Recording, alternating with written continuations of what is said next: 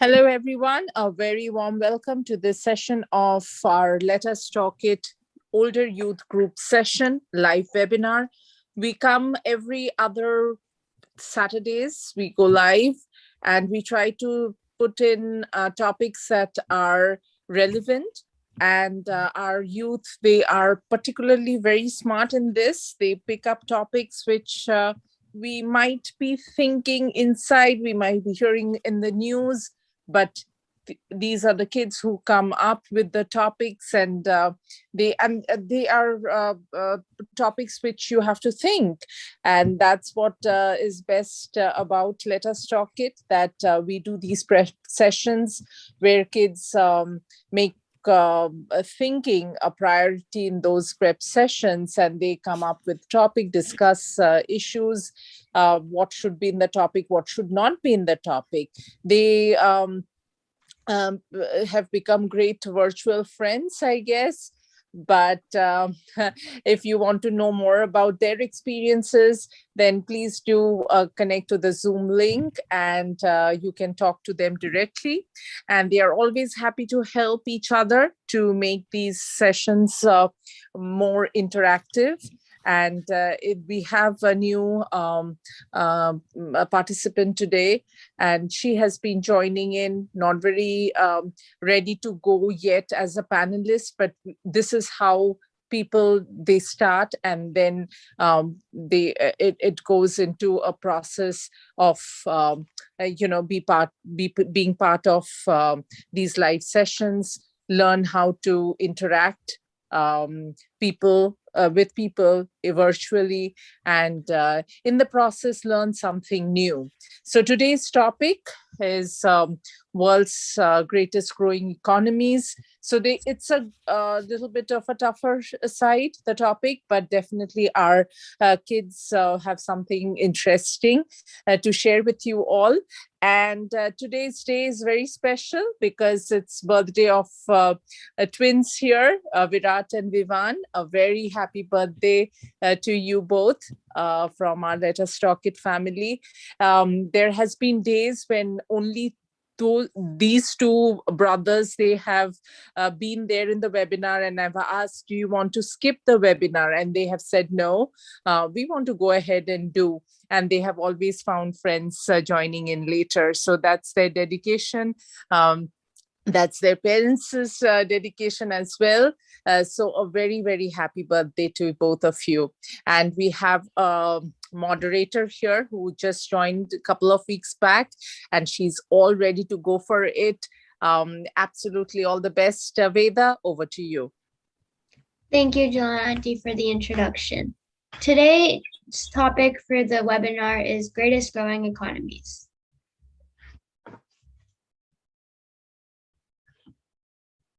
Hi, I'm Lemuel, and my topic will be Japan. Hi, I'm Virat, and my topic is South Korea. This one might be a really famous one that you know about. Hi, I'm Veda, and I'm going to be talking about the Maldives. Hello, everyone. My name is Vivan, and I'm going to talk about Singapore and India.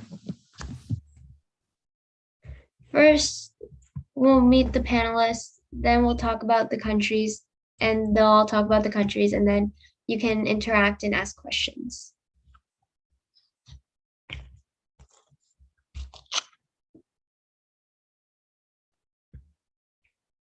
Vivan? Oh, sorry. My speaker. Okay, I can hear you now. Okay, India and Singapore. So here are some overviews. India has a very... Just 1 second.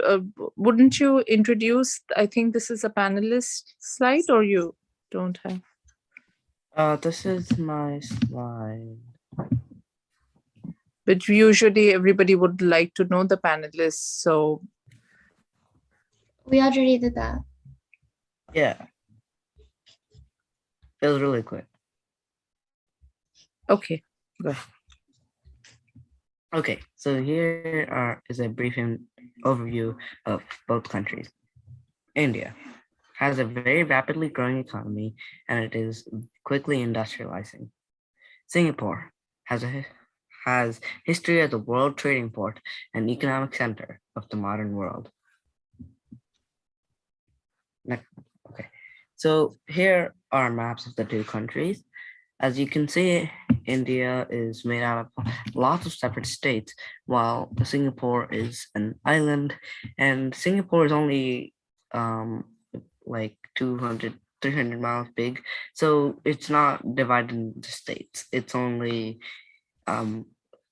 basically the country is the city. While India, however, is way larger in comparison, and it has a variety of geological and geographical features. It also is made up of a small bridge that connects one part of India to the other, which is separated by Nepal, Bhutan, and Bangladesh. There's also the Lakshmadweep, I think that's how it's spelled, probably. So the islands are also down near India. Okay.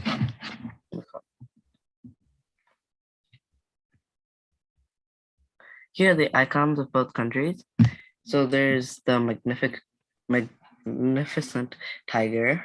It is a species of tiger. That's the national animal of India. And the Indian peacock is the national bird. And right below is the emblem. It contains 3 lions, one facing towards you, 2 facing to the side, and the wheel in the center of India's flag, right underneath one of the lions. And Government of India in Hindi written right below the emblem. And then there's English right below that. And then in Singapore, like, I'm pretty sure that's Malaysian, because like people from Singapore mainly speak Malaysian because Singapore split off from Malaysia. Basically, I think that translates the government of Singapore. So the national animal is lion, also a big cat, and the national bird is a crimson sunbird. It's very pale in comparison to the peacock, which has its majestic like bloom of feathers. What the crimson sunbird itself is actually very red and practically glows in the green forest.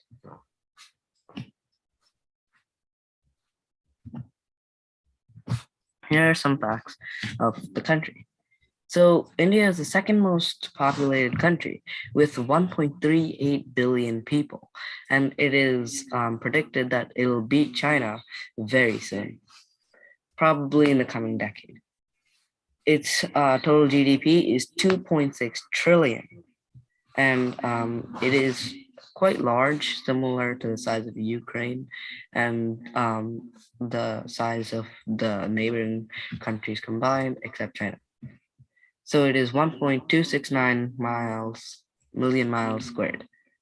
So it has lots of official languages and lots of dialects. So here they are: Assamese, Bengali, Dogri, Gujarati, Hindi, Kashmiri, Konkani, Maithili, Marathi, Nepali, Oriya, Punjabi, Sanskrit, Sindhi, Tamil, Telugu, and Urdu, with 19,500 dialects.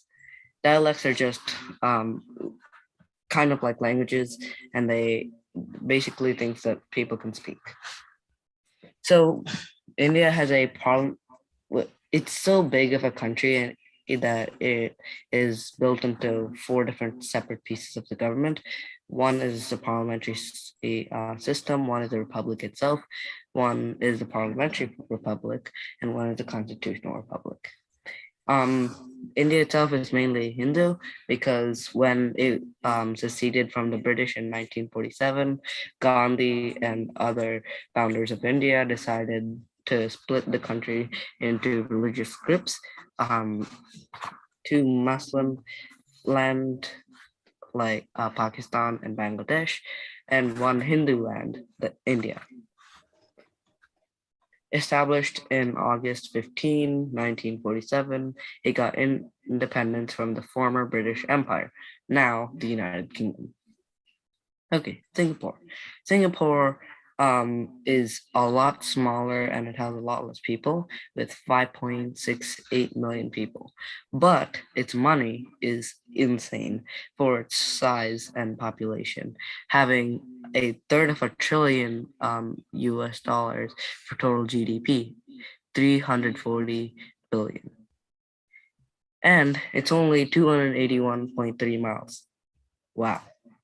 Malay, Mandarin, Tamil, and English are the main languages of Singapore. It is a unitary parliamentary republic. Many people here are Buddhists or Taoists.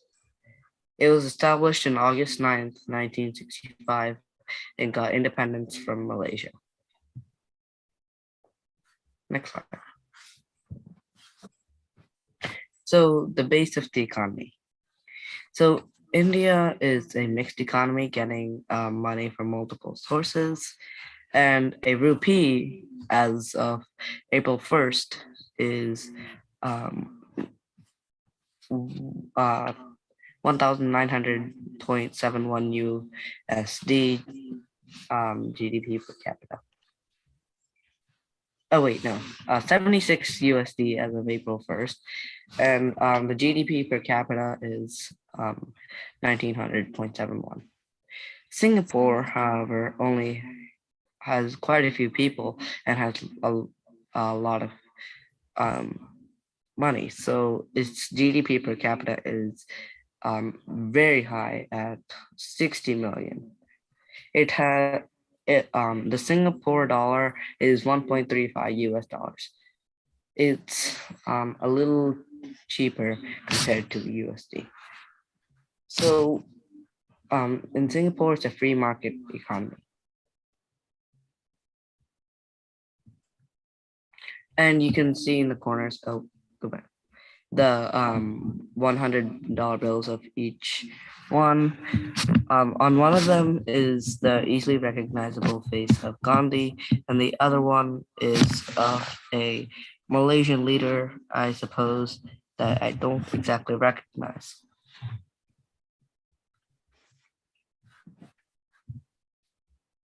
So here's a quick tour of India and Singapore.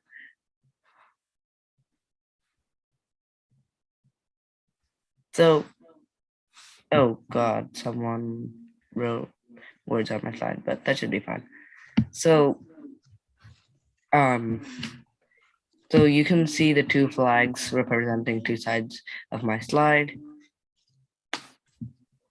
So in India, the Taj Mahal is there, and in Singapore, the Universal Studios Singapore headquarters is also there. Taj Mahal was built by Shah Jahan as a gift to his wife. Shah Jahan was a ruler of the Mughal Empire.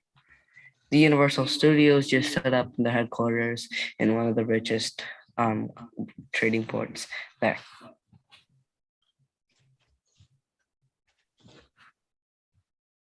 Next slide. Okay, so in India, there's the Charminar, which is near the middle of India in Hyderabad, and near the edge of Singapore is the Super Grove tree, which is just a really cool display of something that looks like a tree.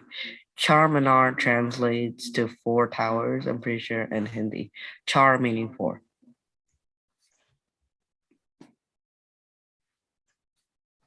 So both of these are the government buildings. On the India side, it's a building in New Delhi, and for the Singapore side, the building itself is literally called the Government of Singapore.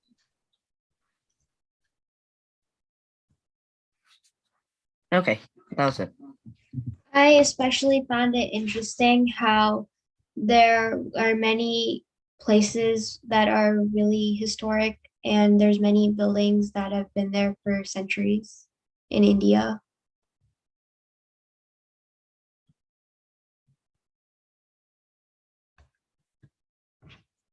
Okay. Japan. Where is it?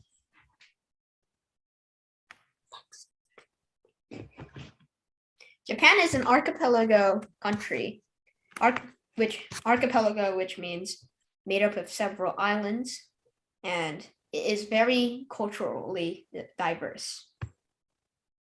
Next. Japan's economy. The economy of Japan is a highly developed free market economy, which means that it's not communist. That's the only definition I know about it. Communism being that all power goes to the government, free market being it's all spread out. It's the third largest third largest in the world by nominal GDP, and the fourth largest by purchasing power parity, that or known as PPP. It is the second largest developed economy. Japan is a member of both the G7 and the G20. G7 is the Great Seven, and G20, I hope you know, is the Greatest 20. According to the World Bank, the country's per capita GDP was at 40,193 in 2020 due to its volatile currency exchange rate.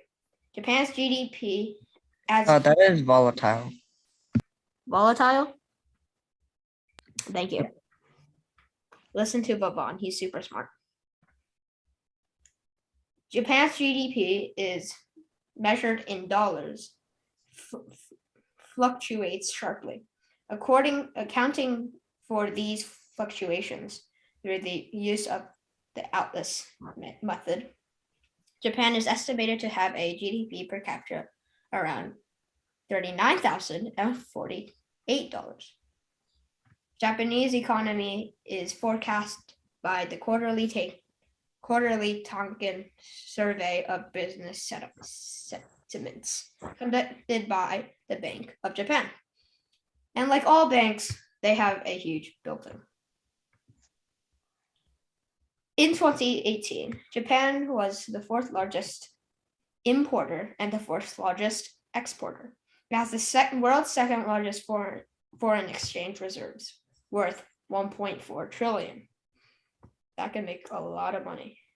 It ranks 29th on the Ease of Doing Business Index and 5th on the Global Competitiveness Report. It ranks first in the world in economic complexity index. Japan is also the fourth largest consumer market. Next. Japan is the world's second largest automobile manufacturing country. It is also ranked among the world's most innovative countries, leading several measures of the global patent first. Facing increase from competition from China and South Korea, which we will hear about later, manufacturing in Japan currently focus primarily on high-tech and precision goods, such as integrated circuits, hybrid vehicles, and robotics.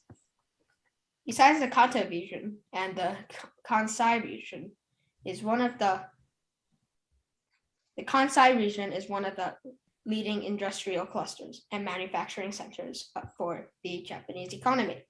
Japan is the world's largest creditor nation. Japan generally runs annual trade surplus and has considerable net international investment surplus. Japan has the third largest financial assets in the world, valued at 12 trillion. Next. Japan's facts. I know you weren't listening to me for the last 2 minutes because that was super boring, but here's time to hear some very cool facts. Did you know that Japan has more vending machines than humans in Japan? With 5 million vending machines, Japan has the highest density in the world. Batteries, ramen, sake, umbrellas, flowers, you name it. and the vending machines probably stock it. Also, they are one of the biggest zipper factories. If you check your zipper, the chances are it'll say YKK on it, which stands for Yoshida Kogyo Kabushika Kaisha, founded in Tokyo in 1934. It is estimated that 7 billion zippers are produced by that one manufacturer a year. Now think about how many manufacturers are there in the world. Also, this could put you in a bankrupt. Japanese melons can cost you over $200. So why are they so expensive? These melons are precious fruits that play a big role in the country's culture. Samurais would offer tangerines or melons to their shogun or leader as a token of appreciation. Nowadays, farmers meticulously tend these fruits.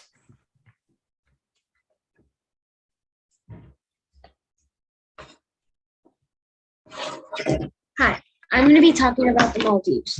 You might be wondering,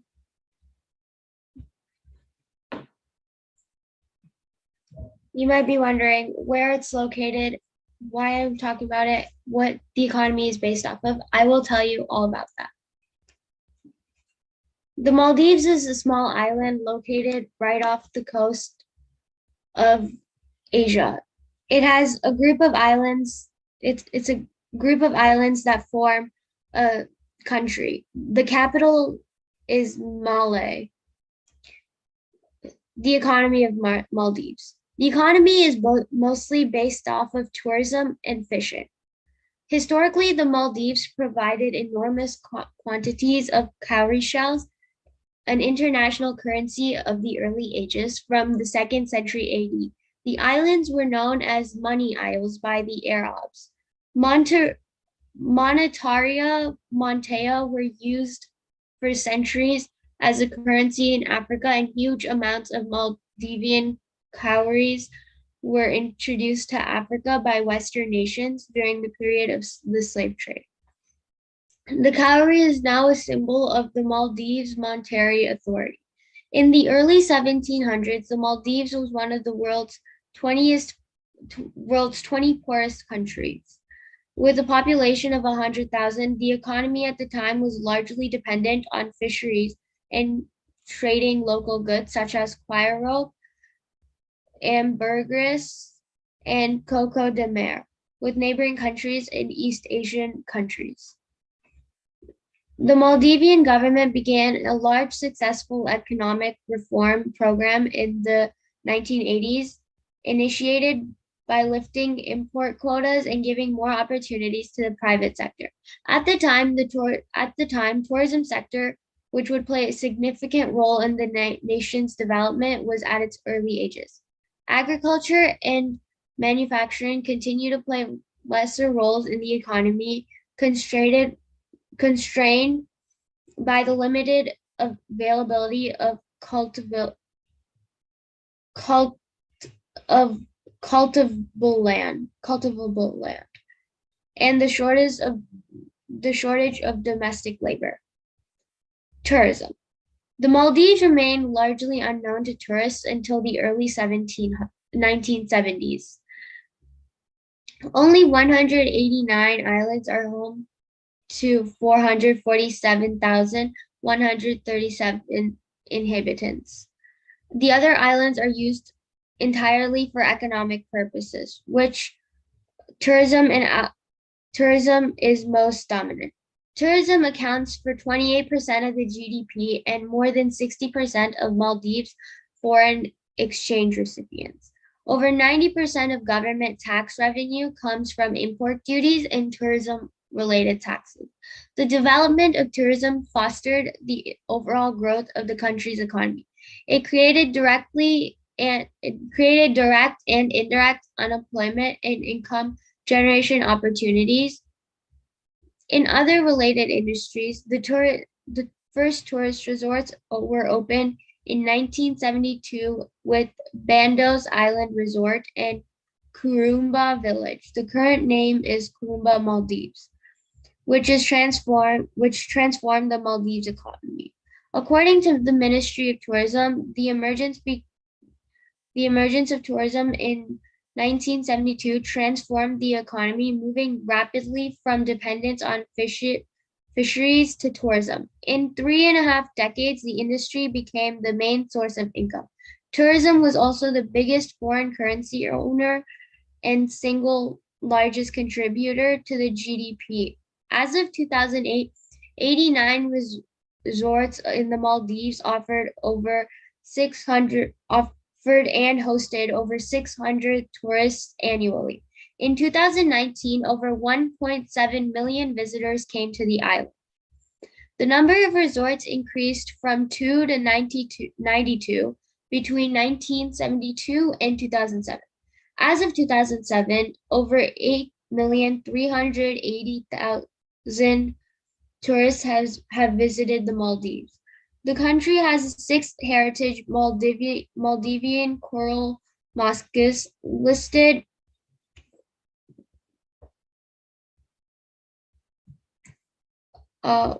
something's happening. One second.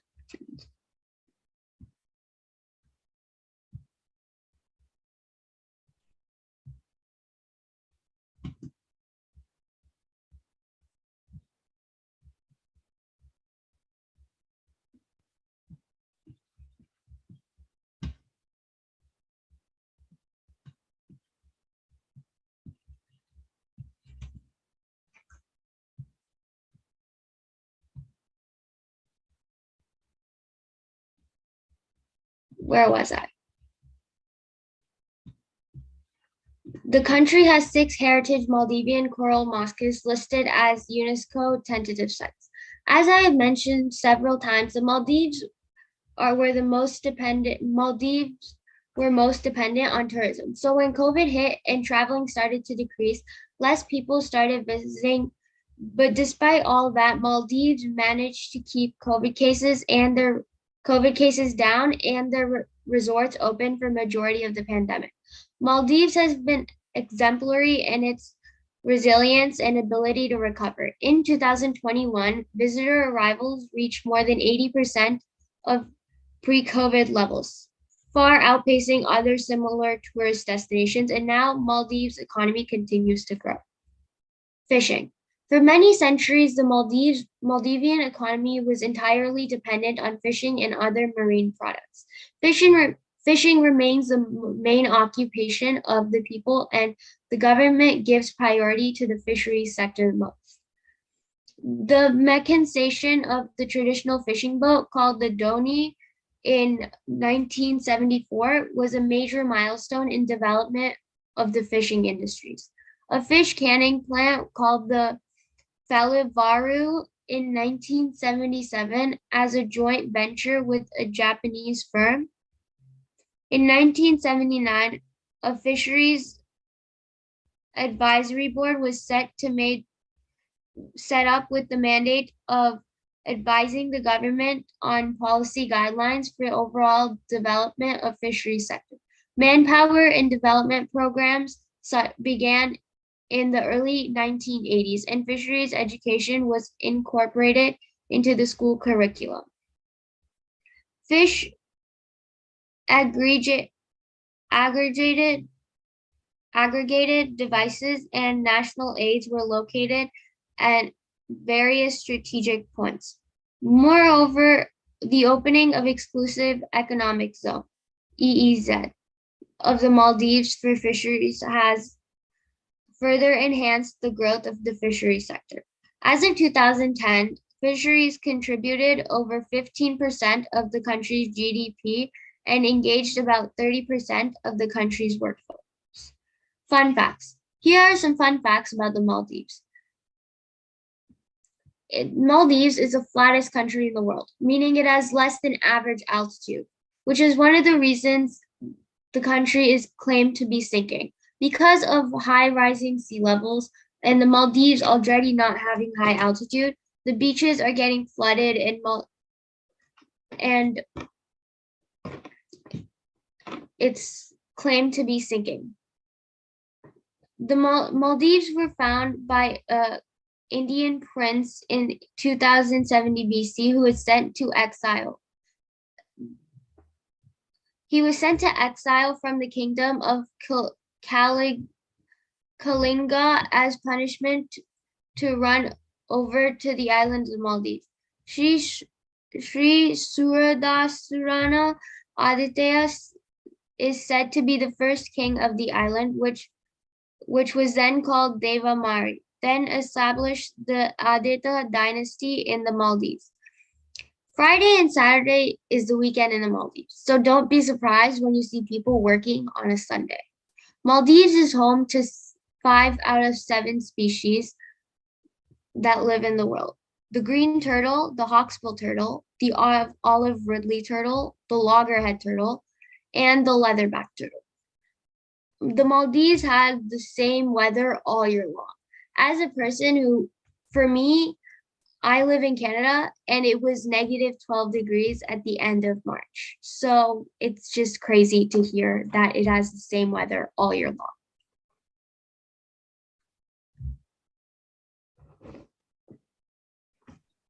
Oh, hi guys, I'm Dave, and today I'm going to be talking about China. Next slide. How did China become a great growing economy? China's economy started rising quickly in the early 1990s. China's economy started rising quickly in the early 1990s. Oh, never mind. The Wall Street Bank lowered its 2022 forecast to a 5.1% gain for GDP, down from 5.3 previously. China set this year's GDP goal to around 5.5%. It previously saw GDP rising 0.6% this quarter compared with the previous 3 months. If you didn't know, I'm just saying GDP stands for Gross Domestic Product. And next slide.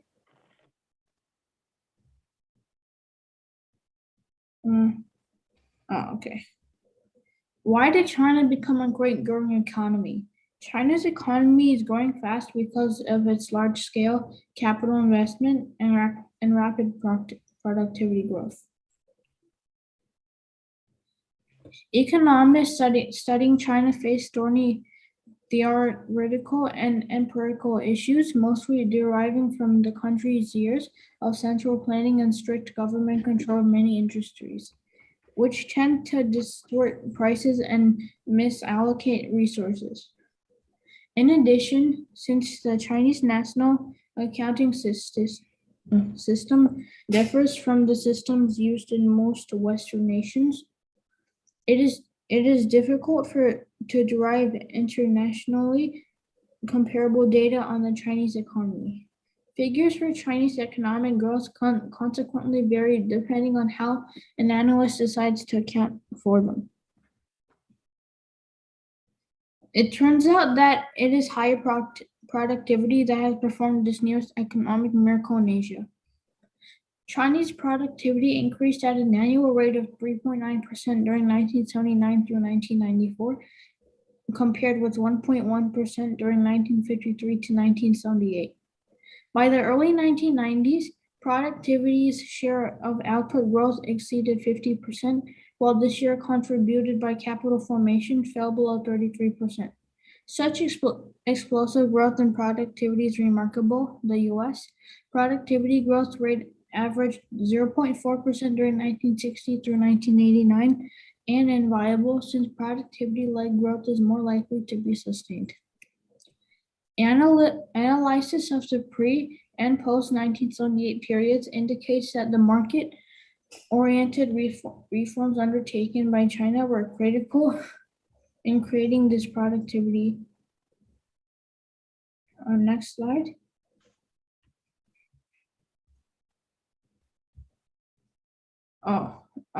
I think the picture didn't come properly, but there. Where is China located? China is located in Southeast Asia along the coastline of the Pacific Ocean. Mine was pretty short, so I'm done. I found it especially interesting how how China was what something. 1 second. My computer's being super glitchy. I'll. I need to stop sharing for a second. Okay.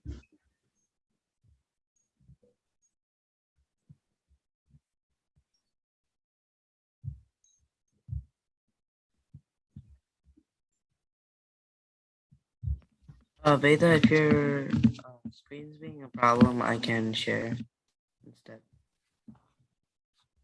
Okay, it's just my computer's being super glitchy and it keeps changing slides. So I'm sorry.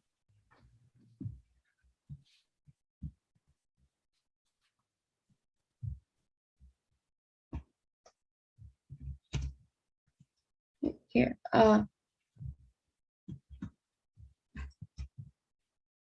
I fixed it.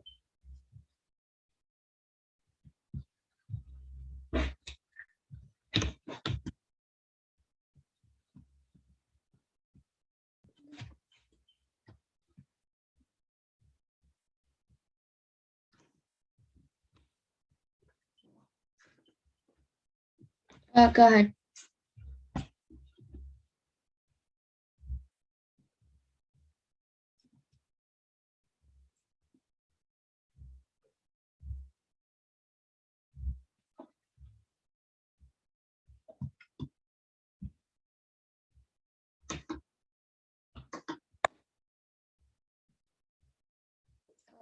Brad, you can go ahead. I fixed the computer. Okay. South Korea. Let's see about South Korea. An introduction. Well, first of all, South Korea is a country on the bottom of the Korean Peninsula. The Korean Peninsula used to be a part of ancient China for a long time until it broke off. And it's also a really fast-growing country compared to its historical communist twin, North Korea. And it also has a very high living standard and a very high GDP per capita, including its GDP. And it has AI everywhere and also has technology everywhere. And you can find technology and microchips in almost every single thing and everywhere in South Korea. Next slide. Next slide. Let's go to see some other cool facts about South Korea. Well, it's a democratic country, meaning it has 3 branches, which is the judiciary, legislative, and executive. It's also into capitalism, meaning that there's a lot of competition and its economy is allowed without any locks to go very high. It's also surrounded by a lot of ocean, and it has a bunch of fish, and that's actually one of its major industries. Yum. And it has diplomatic connections with 188 countries, and it has been a member of the UN since 1991. It has the highest estimated national IQ too. It has the world's first astronomical lab, and it's home to the fastest internet. And it's not a surprise. South Korea invested billions of dollars into 4G and 5G infrastructure. Even with all this stuff, they're actually pretty good. The currency that they use is the South Korean won. More than half of South Korea follows no specific religion, to contrary belief. Next slide. The economy. Let's look at some facts and figures on the economy. As the fourth largest economy in all of Asia, not even though it's very small, it's also the 10th largest in the world. Like I told you, they use the South Korean won as their currency. The economy is still mostly owned by family conglomerates called chaebols, and it remains one of the fastest growing countries with a percentage of 80% of its population being urban. It has 1.8 trillion GDP, and it also has 35,000 GDP per capita, which is near half of what it is in USA. It also has a very high human development index, meaning it's high on the scale for human development. Steel, electronics, textiles, automobiles, and ships are its biggest exports, being its major industries. It's also a major leader in a lot of fields next to those products that it exports, including mining, automobiles, electronics, tourism, and even the military. Next slide. So it has many allies too. The one of its major allies is, of course, the USA.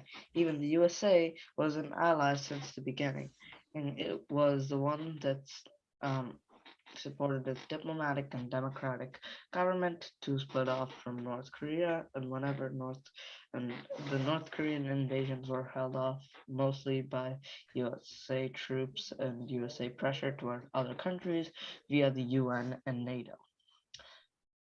And then we also and of it has, like I told you, it has 188 diplomatic relationships with other countries, but I'm just mentioning the biggest ones. And almost every like country in Asia is a trade partner with South Korea. China has historical and economical ties, and of course, it's also a trade partner. Like I told you, the Korean Peninsula used to be a part of China. That's why I say historical ties. In fact, much of the Korean culture actually has been borrowed from China's culture and China's beliefs. Japan. Japan is mostly because of USA. Japan didn't have much good relationships between South Korea until the US came in and calmed things down. And so South Korea started trading with Japan, and all this trade partner things happened. And Japan and South Korea are now flourishing, even though their size is pretty small. Next, we have Taiwan. Taiwan and South Korea are united in a very familiar way. They both have historical ties to China, and they both follow democracy, and they both had to fend off against the Communist Party. And did it work? Yes, it did. And so they have worked together, and of course, they're also trade partners. Next slide. Here we have the South Korean map, and I'm pretty sure you know the capital of South Korea. If you don't already, it's Seoul. So there are a bunch of other cities around in Seoul, near Seoul, and especially all around in South Korea. See the Korean Strait? You may not believe it, but Japan is actually right next to Korea, and the Sea of Japan is also right next to South Korea and North Korea. Taiwan is right above the Sea of Japan, and it's in the China Sea, and South Korea, North Korea, and Japan are south of Taiwan, and these countries are pretty close together actually. Next slide. So here's a quote from Park Geun-hye. She is the first female president and the 11th president of South Korea. So she said, South Korea's economy is still difficult. I will create a country where nobody worries about putting food on the table. That's quite a bold statement. And even with that statement, it might actually be true. After all, they automated a lot of things, and yet they have 80% urban population, and even the most remote parts of Seoul have access to 4G and even 5G internet, as I have seen, surprisingly.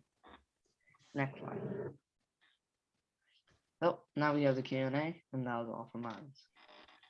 I found it especially interesting that it had the highest IQ in the whole world. I didn't know that before.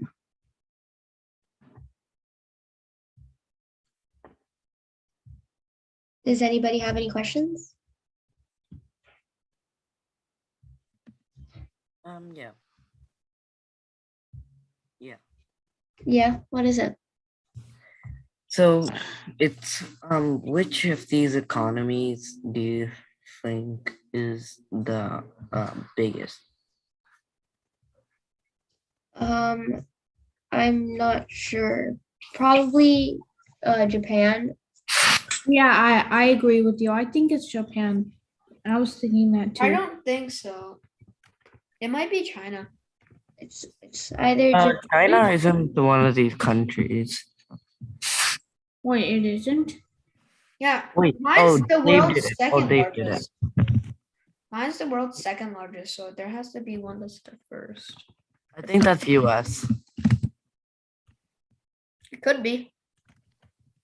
Well, Yeah. it's second largest developed economy, but Japan's actually like the third largest economy, like regular economy. Yeah, some of China is already is still rule. Doesn't.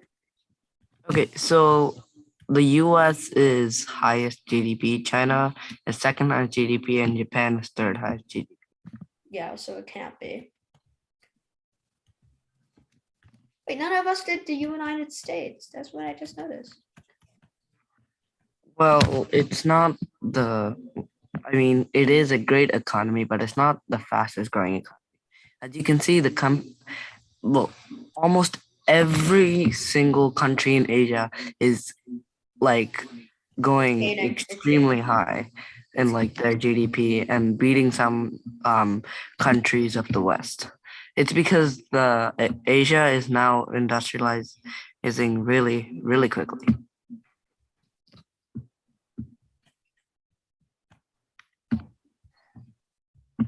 Okay, here's another country. India is the seventh largest GDP.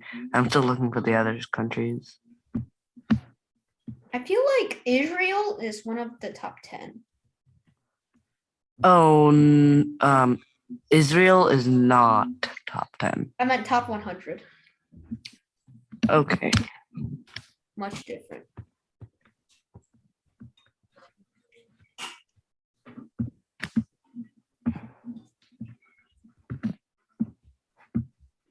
Okay, you can go to worldometers.info. So okay, I'm looking through worlddata.info. So India is apparently sixth. Worldometer is literally COVID cases. What? No. COVID-19. Bruh. Huh? Yeah, Worldometers is COVID-19. Literally COVID-19. Oh. I think you're on the wrong thing. Well, Israel is 29th largest economy. Good job. The Philippines is the 33rd. That makes sense. Saudi Arabia is 20th and Turkey is 19th. And Indonesia is 16th and South Korea What's is 10th. Singapore? What's Singapore? Singapore is really high. I'm looking. I know it. Yeah, it's 37. And That's right not that underneath, high. Malaysia. That's not that high, you know that, right? And right above Singapore is Hong Kong. Hong Kong's a part of China. Well, it's a self-ruling part. Hong Kong is a part of China. And Pakistan is 44th. Okay,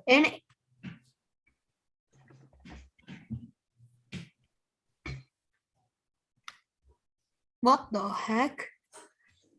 Yeah, this is literally all COVID-19. Yeah, Worldometers is COVID-19. Yeah, Worldometer is COVID-19. Are you sure you're looking at the right worldometers? Yeah. It's worldometers.com, not worldometers.info. Worldometers. No, wait, never mind. It is .info. And it. Yeah, buddy. Coronavirus. Nothing. Oh no, I can show you. Of countries: Afghanistan, Albania, Share your screen. Me? No. Let me share my screen. I can share it whenever. Okay, there. Asia. I can show you. Look at this. This is it. The US, China, Japan, India. There you go. Oh, India's 5. One source said 6. One source said 7. Whatever. South Korea is a Russia? Hey, yo. what? Russia? Oh, 11th? Yeah, Wow. 11th? Wow. Wait, what's the first? What's the First one? one's the US, first- obviously. no, it's not. It's China.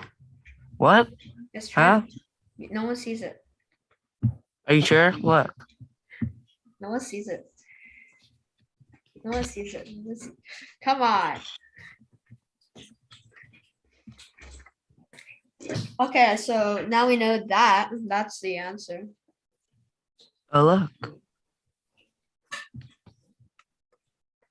I think we should find GDP per capita, not GDP per.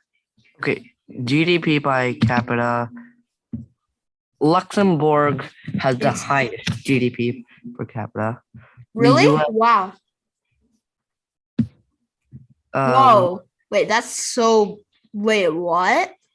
The United States is 7th. Then where's Singapore China? is 9th. Singapore is 9th. Then where's China? So Hong Kong is 15th. Hong Kong is a part of China. Israel is 21st. You mean Japan is 26th. okay? That's fine. Wait, what was the South Korea is 30th. Maldives? How'd you get this? Me? Yeah, how did you get the GDP? I'm searching up worldometers.info, but all I get is COVID-19. I guess. Oh no, you just go to /GDP by country. Any more questions? This is still in coronavirus. And What is this? anyone? What do you mean? Okay. It's It's time to wrap up. I think you all did a wonderful job, and yeah, the things go up and down just like your grades, and hopefully with the growing economies, you can be also part of it, adding to it wherever you are. So a wonderful presentation by each one of you, and I think we are anyone the others who joined and they are not here. So any last minute, Veda, anything that you want to add? No. Okay.